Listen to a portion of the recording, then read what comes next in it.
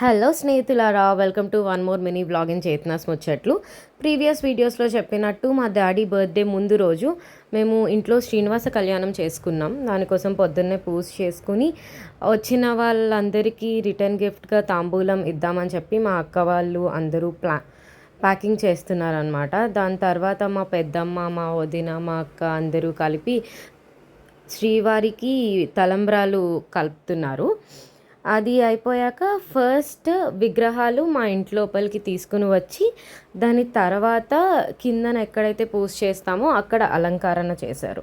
దాని తర్వాత మాకు చాలా బాగా పూజ అయ్యింది. పూజ డీటెయిల్స్ ఏమైనా కావాలి అనుకుంటే నాకు పింక్ చేయండి, నేను డిస్క్రిప్షన్లో యాడ్ చేయడానికి ట్రై చేస్తాను.